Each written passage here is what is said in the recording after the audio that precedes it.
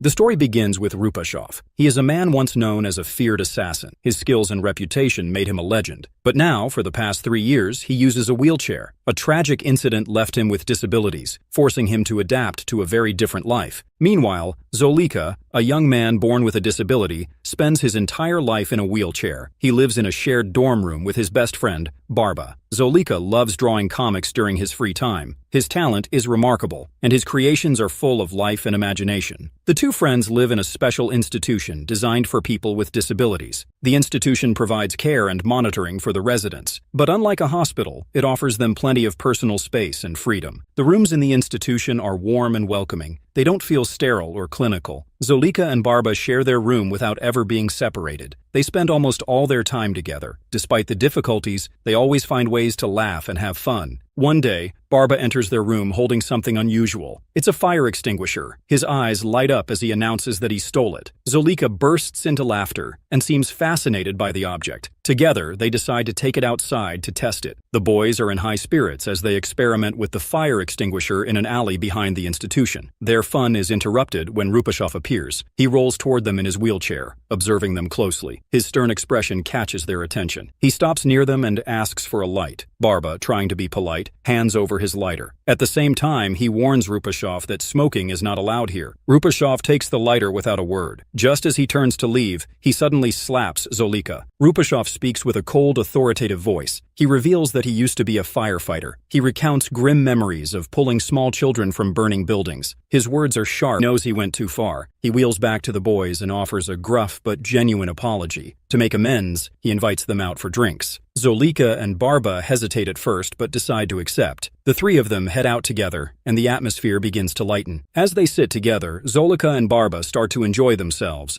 Rupashov surprises them with his sense of humor and his ability to drink like a seasoned veteran. The boys can hardly keep up with him and are left in awe of his stamina. For a brief moment, the three of them seem like old friends. Barba and Zolika grow curious. They ask him if he is a dealer or involved in shady business. Rupashov chuckles at the question. He wonders how they came to such a conclusion. He denies being a dealer, but admits he could use a little help with his work. He mentions needing someone to assist him, especially a driver. Barba's face lights up with excitement. He eagerly volunteers and adds that he owns a car. Rupashov raises an eyebrow, amused but intrigued by Barba's enthusiasm. Not long after, Zolika stretches out on the sofa, looking uncomfortable. Rupashov notices and asks what's wrong. Barba explains that his friend suffers from a bad back. Rupashov doesn't show much sympathy. Instead, he scoffs and says that his own back hurts all the time too. He tells Zolika to stop feeling sorry for himself. Unbeknownst to Rupashov, Zolika's health problems are much more serious than he realizes. There is more to the story than just a sore back. Despite his gruff demeanor, Rupashov seems to sense the unspoken tension. He looks at both boys and makes an unexpected proposal. He suggests they join him in a new career. He proposes that they become assassins, like him. He paints a tempting picture of the rewards they could earn. He promises them the thrill of adventure and worldly pleasures, much like the excitement they felt during the party earlier. His words are persuasive, and the boys are left with much to consider. A few days later, Zolika finds himself in a hospital. He is scheduled for surgery. The procedure is meant to address his long-standing health issues. But at the last minute, he refuses to go through with it. He discovers that the operation is being paid for by his father. This is the same man who abandoned him at birth. His father left after learning that Zolika was born with a physical malformation. The betrayal lingers in Zolika's heart, and he cannot accept help from someone who never cared for him. The scene shifts to Rupashov. He is back in his element, preparing for his next mission. His boss has assigned him a target. He waits in a deserted parking lot, the air thick with tension. His wheelchair is parked in the shadows, and he watches the empty space in silence. A car pulls into the lot and comes to a stop near him. Several men step out of the vehicle. Their movements are calculated and intimidating. They approach Rupashov, their faces hard with menace. One of them pulls out a knife. Without hesitation, the man lunges and drives the blade into Rupashov's leg. But Rupashov doesn't flinch. There is no cry of pain, no reaction at all. He looks at them calmly and declares that he hasn't felt anything in his legs for years. His words catch the men off guard. Their shock quickly turns into laughter. They mock him, finding dark humor in his disability. But Rupashov's expression remains unreadable. He waits, biding his time. One of the men takes a step forward and kicks Rupashov hard. The force makes him cough, but he remains composed. Slowly, He reaches into his pocket and pulls out a plastic bag. His movements seem casual at first, but there is tension in the air. Inside the bag is a gun. With practiced efficiency, Rupashov pulls the weapon free. His expression hardens. Without hesitation, he fires at his attackers. The shots ring out in the quiet parking lot. One by one, his targets fall, unable to react in time. By the time the echoes fade, they all lie lifeless on the ground. Soon after, an ambulance arrives at the scene. A female doctor named Zita steps out. She moves quickly to assess Rupashov's condition. She notices a wound on his thigh and begins to tend to it. As she works, the two exchange a few words.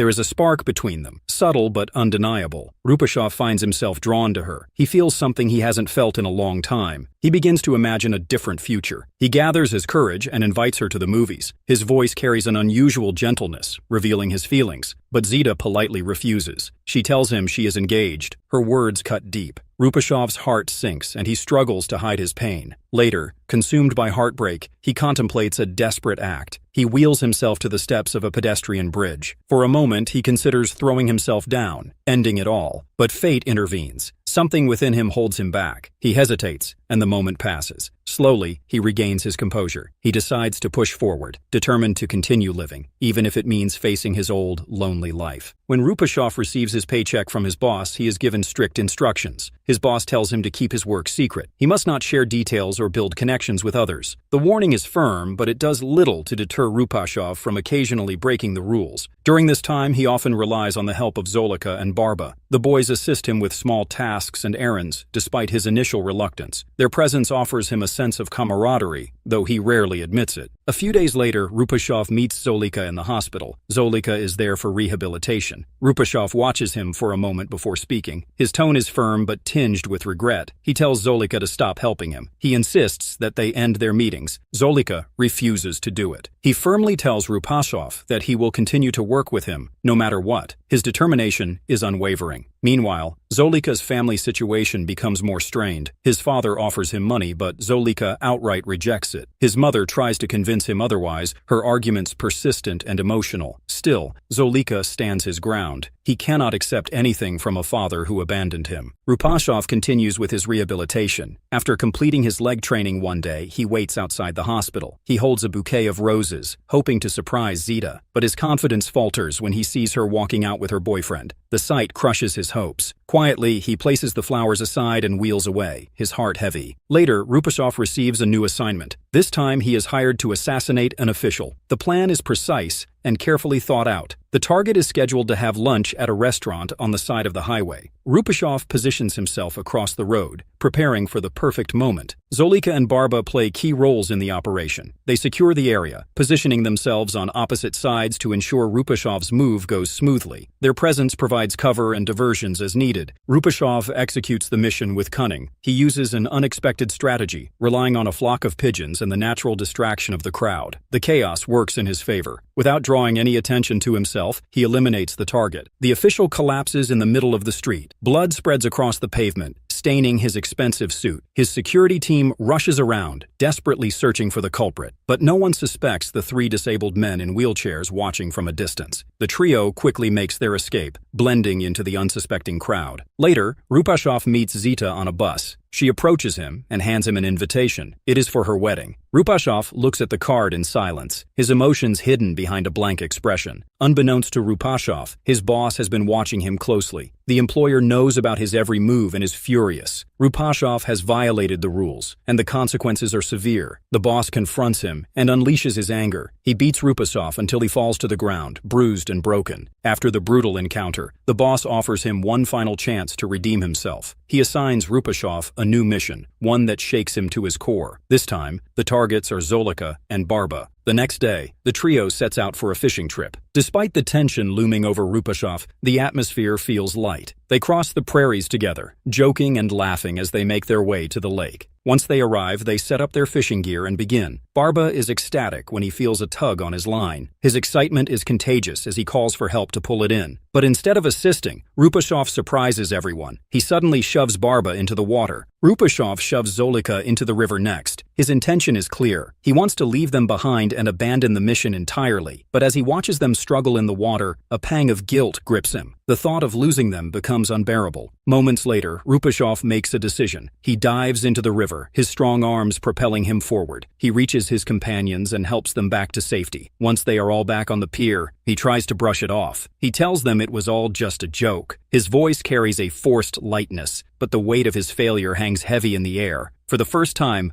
Rupashov fails to complete a mission he was assigned. After returning from the lake, Rupashov invites Zolika and Barba to a party at his house. The mood is more relaxed, and the three friends bond over drinks and laughter. During the evening, Rupashov opens up about Zita. He talks about how much he admires her. His words reveal a softer side of him, one filled with longing and vulnerability. Zolika and Barba listen closely. They see how deeply Rupashov cares for Zita and decide they want to help him. The next day, three of Rupashov's friends come together to support him. They lift him out of his wheelchair and lean him against a vehicle. They cheer him on, signaling that he can stand and no longer needs the chair. Encouraged by their support, Rupashov waits outside the hospital for Zita. Hours pass, but she doesn't appear. He grows restless and eventually learns that she isn't at work that day. His heart sinks, but he remains determined to see her again. A few days later, Rupashov receives new orders from his boss. This time, he is tasked with assassinating a drug dealer. The stakes are higher, as his boss offers double the pay for this mission. Rupashov agrees but makes one demand. He tells his boss that this will be his final mission. After this, he wants no more assignments. Surprisingly, the boss accepts his terms without argument.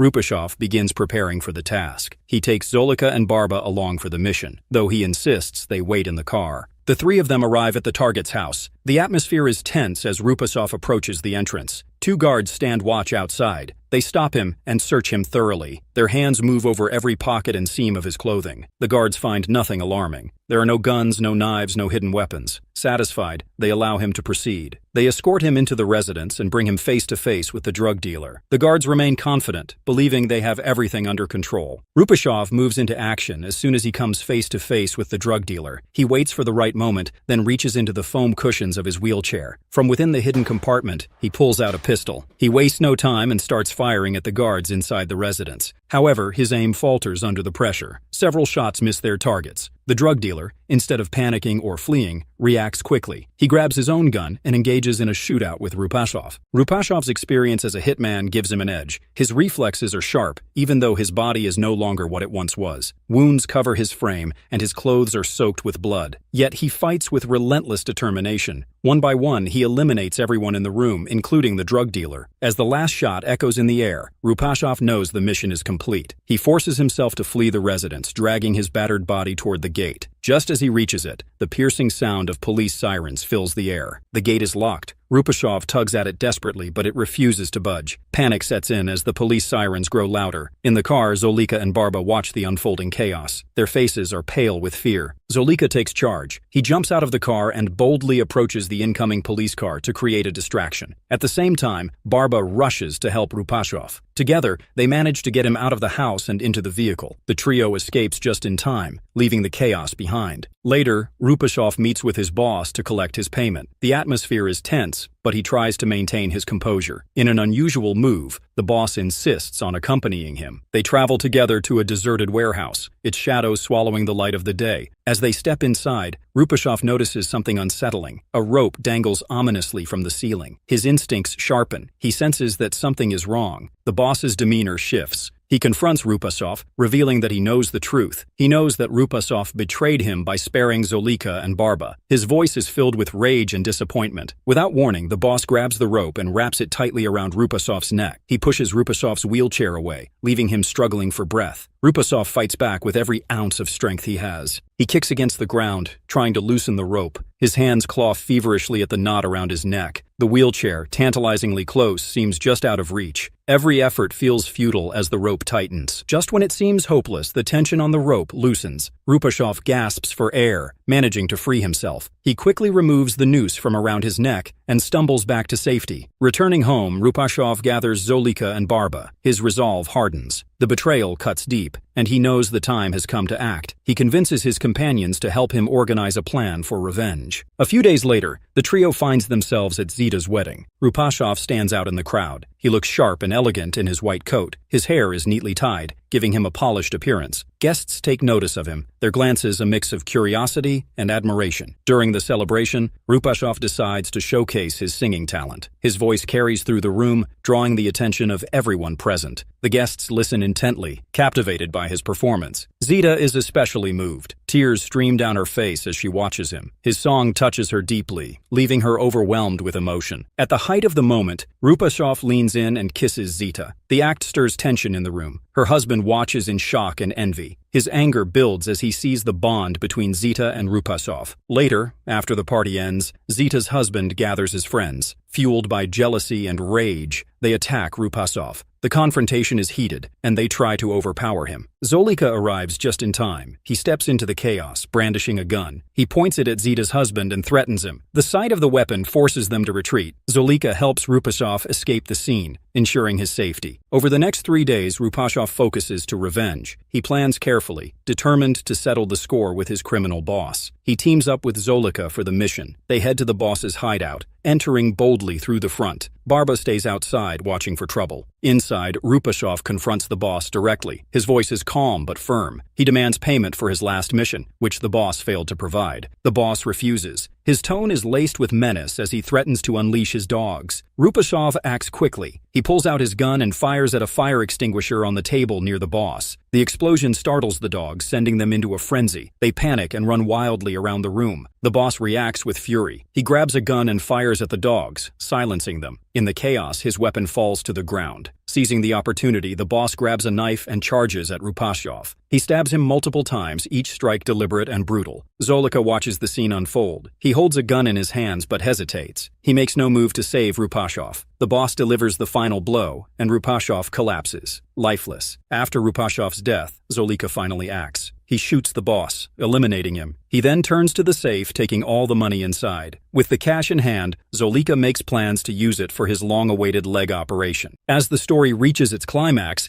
a surprising twist is revealed. Everything involving Rupashov is fictional. The entire narrative is a creation from Zolika's comic strip. Zolika invents the character Rupashov, based on his own life experiences. He imagines a man who looks just like his father and shares his disability. In reality, Zolika has never met his father. All he has is a photograph of a man who resembles Rupashov. Motivated by this image, Zolika crafts the story of the wheelchair killer. His comic strip becomes a work of passion, reflecting his struggles and his dreams. To his amazement, the comic book gains widespread popularity. Publishers love it, and it becomes a huge success. In the end, Zolika decides to give his father a copy of the comic book. He presents it as a memento, a piece of the story he created to connect with the man he has never known.